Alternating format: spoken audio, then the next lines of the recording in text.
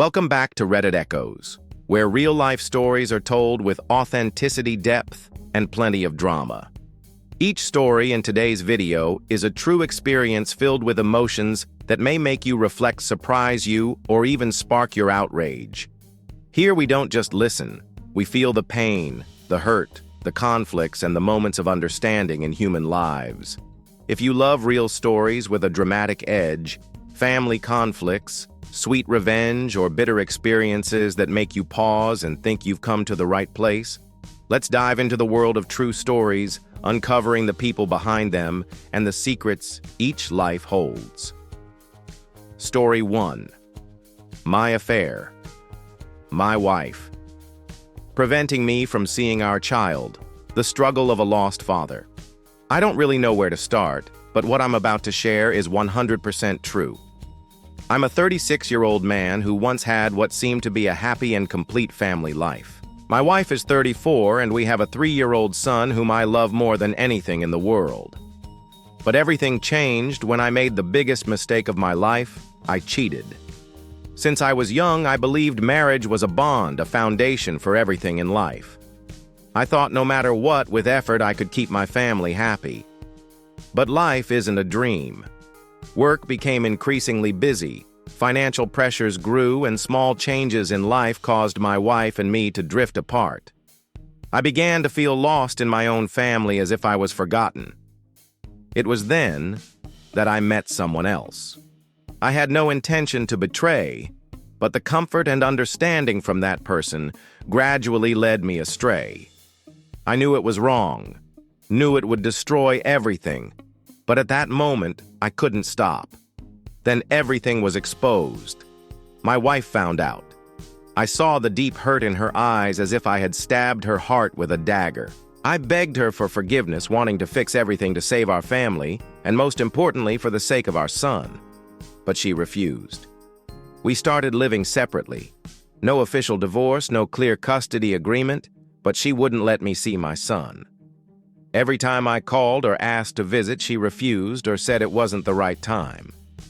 Once I drove over unannounced, but the door was locked tight with no one home. Through the security camera, she replied they were out somewhere. I knew she needed time to heal, to let the pain fade. But why use our son as a barrier? Why am I denied the chance to be a father when I still want to, when I'm willing to do everything? Those days were the most painful and desperate of my life. I felt regret for my mistakes and despair for not being able to see or be a father to my child as I wished. I tried not to escalate things.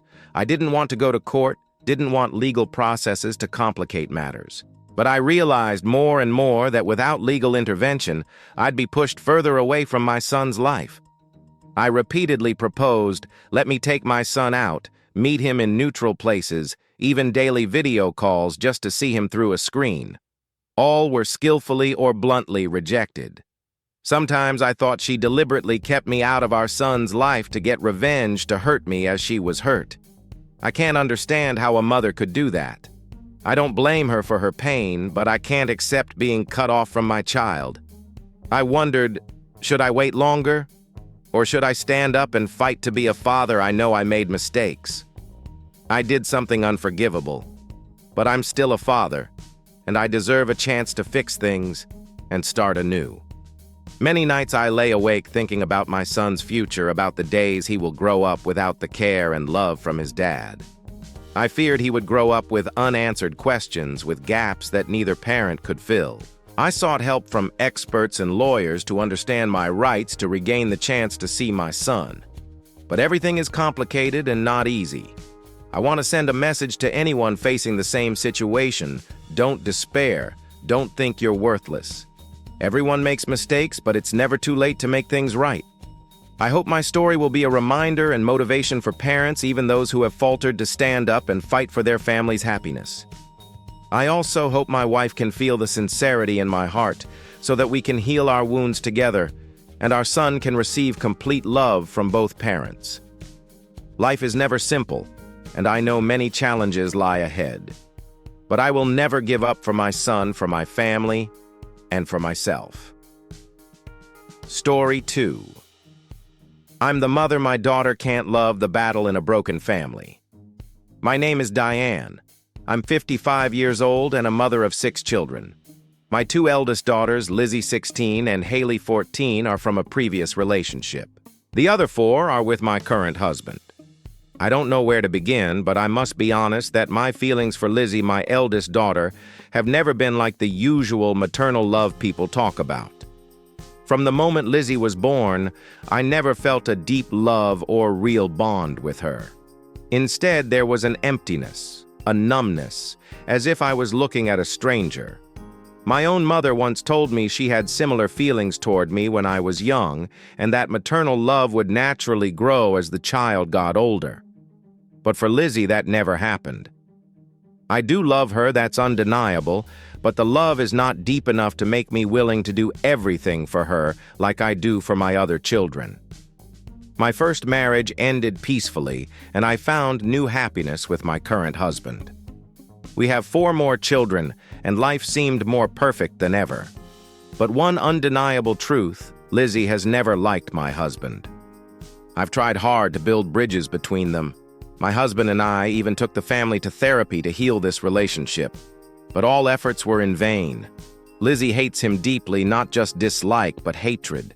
She refuses to share a room with my husband unless I'm present. That pain is beyond words.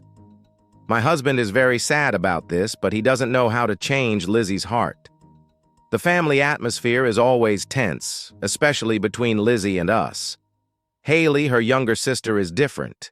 She gets along with both sides, so I have no conflicts with her. But Lizzie is completely different. Things worsened when Mark, our 10-year-old son, got suspended from school for a fight.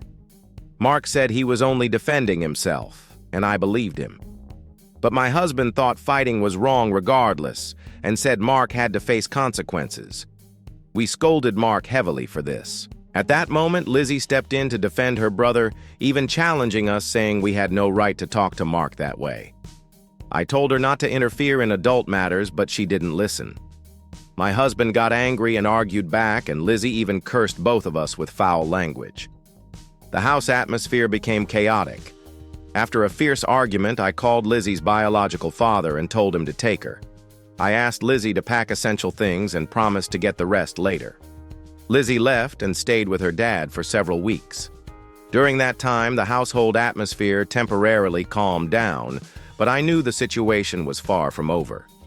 Lizzie often called and texted expressing a desire to reconcile and heal our relationship. She even wrote an apology letter hoping to come back. But I wasn't sure I could open my heart to accept her return. My heart still ached from what had happened. I didn't want to continue living with tension and conflict, especially with the hostility and contempt still lingering. My husband and I agreed to let Lizzie see her siblings, but not to have any close relationship beyond that. But Lizzie seemed unwilling to give up. She kept trying to contact me through texts and calls. I felt cornered, pushed into a tight spot, and I wanted to be decisive. I thought a lot about this. Am I a bad mother? Am I being too harsh on my daughter? But then I realized love must be reciprocated. If she can't love and respect me, I cannot pretend everything is okay. I began to understand that Lizzie might have wounds and frustrations I don't fully grasp. But for now, I need to protect the happiness and peace of my family, of the other children. I don't know what the future holds, but I know this decision might be the end of the mother-daughter relationship I once hoped for. If you're in a situation like mine, please understand, no one is perfect. We may love differently and may fail to build bridges with our children, but always keep trying, because family bonds remain the most sacred thing. Thank you for listening to my story. Story 3. When my wife won't let me see our son, all my efforts ignored. I'm a 36-year-old man married for 10 years. My wife and I have a 3-year-old son together. Our family life used to be peaceful until I made the biggest mistake of my life. I cheated. I'm not making excuses or apologizing for what I did, because I know it was wrong and hurt my wife and our whole family. Right after it happened, we started marriage counseling, but only online due to distance and work. I've been trying every day to ask for her forgiveness and a chance to fix things. Above all, I just want to see my son, the child I love deeply. But it hasn't been easy. My wife constantly blocks me from seeing our son despite all my efforts. We're not officially divorced, nor do we have any legal custody arrangements. Every time I try to arrange a visit, she always finds excuses to say no. Sometimes she's busy, sometimes she's not home. I've even shown up unannounced, but found the house empty, or was told via security cameras they weren't there. I asked her directly. She said she needs time to heal emotionally and isn't ready to face me. I understand she's deeply hurt, but I don't understand why that means I can't see my son. I've proposed many ways taking our son out for the day, meeting in neutral places, even video calls to keep in touch. All were avoided or refused. Day by day, I feel pushed out of my son's life as if I don't even exist. I don't want to sue or fight, but this cutoff feels so painful. I just want to know how she can show me the love of a mother so I can be part of our son's life. But then I learned something that complicates things further. I moved to another state where my ex is living. I think this may upset my wife more and make her block me even more. But I can't keep living a fake life hiding who I am. My story isn't a tearful apology, but an admission of mistakes and a desire to start over. I know I'm wrong and I'm willing to face the consequences. But above all, I just want to see my son to be his father. I don't know what the future holds, or if she'll forgive me and open the door. But I hold on to hope, however fragile, that someday I can sit with my son and tell him stories about his dad. If you've been through something similar, know that nothing is impossible and fatherly love always finds a way out. Story 4. I have 6 children. But I can't love my eldest daughter. I am a mother of 6 children. Lizzie 16, Haley 14, Mark 10, Jada 9, Alan 6, and Toby 4. Lizzie and Haley are from my previous marriage, while the younger 4 are with my current husband. Since Lizzie was born, I never felt the bonding or maternal love people often talk about. Instead of love, I felt an inexplicable indifference and coldness. My own mother once told me she felt similarly when I was a baby, but eventually those feelings came. I waited day after day, month after month, but that love never grew for Lizzie. Don't get me wrong, I don't hate her, I love all my children, but my feelings for Lizzie aren't as deep as for the others. After divorcing my first husband, I remarried and rebuilt my family. Life seemed complete and happy with the younger kids and my loving husband. But Lizzie never accepted her stepfather. Despite my efforts taking Lizzie to family therapy, pleading for harmony, things remained stuck. Lizzie not only disliked my husband, she hated him. She wouldn't even share a room with him if I wasn't there. This broke my heart and pained my husband. Tensions at home grew. Lizzie became more stubborn and rebellious as she grew older. One day, Mark was suspended from school for fighting. He said he was just defending himself, and I believed him, but my husband and I still had to be strict. Lizzie immediately defended her brother, saying we had no right to scold him. I told her to stay out of adult matters, that family issues are between parents, not children. But she refused to back down, arguing fiercely with both me and my husband. The conflict escalated, and eventually I called Lizzie's father to come get her. I told Lizzie to pack only essentials and that I'd collect the rest later. That was the first time she lived fully with her dad, away from me and her siblings. Since then, things have not improved. Lizzie tries to make peace, writes apology letters, and wants to talk, but I'm unsure if I want to continue this relationship. I love the other kids, but my feelings for Lizzie have run dry. My husband agrees Lizzie shouldn't return home, only allowed to visit her siblings. I hope she understands that even if we are family, things can't always go back to how they were. In the past, Lizzie was sent to her dad's to cool off, but this time I fear it's forever. I don't want to hurt her, but feelings can't be forced. Still, she hasn't let go. Continues reaching out, contacting me, wearing me down. There's a lot I don't understand. Why won't Lizzie live with my husband? Why isn't she allowed to use her phone at her dad's? What's really going on? Maybe I'm hiding darker truths behind this story. But for me, this is the reality. I can no longer maintain the relationship with Lizzie as before. If you've had similar experiences, please share your thoughts and feelings. Family life is far more complicated than outsiders see. I'm still trying to find balance and keep peace for my kids and myself. But is there anyone else like me who feels that love doesn't always come equally to all their children? Story 5. A cold relationship with my son and the battle for grandchild visitation rights. I am a father who once had a rather poor relationship with my son. My son moved out at age 20, graduated from university, found a job, and started his own family. But what surprised me was that I was not allowed to attend his university graduation, his wedding, or even the birth of my grandchild. I had to learn about these events through messages from my second son.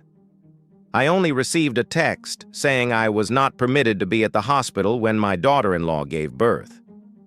I didn't understand what was going on and felt completely excluded from my son's family life. I wonder whether I have any legal rights as a grandfather. I want to find a way to get visitation rights, at least to see my grandchild on weekends. I want to know what procedures I need to follow and if I need to hire a lawyer.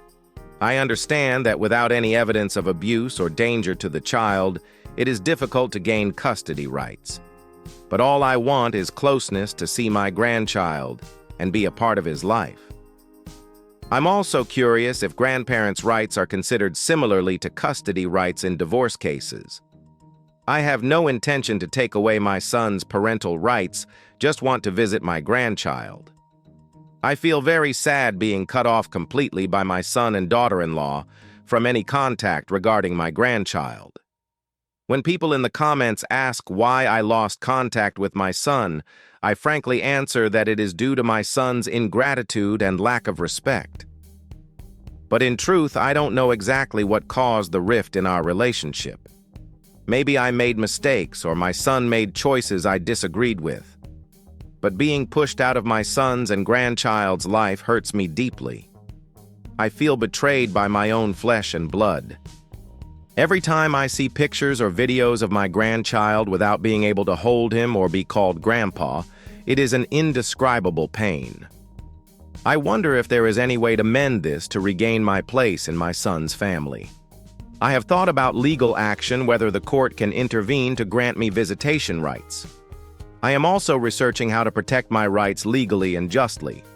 I hope those with experience or knowledge about family law can offer me advice. I do not want to hurt my son or daughter-in-law, only wish for a warm, connected family. I hope one day my son will open his heart and understand my feelings and pain. I will never give up on being a grandfather, no matter how hard it gets.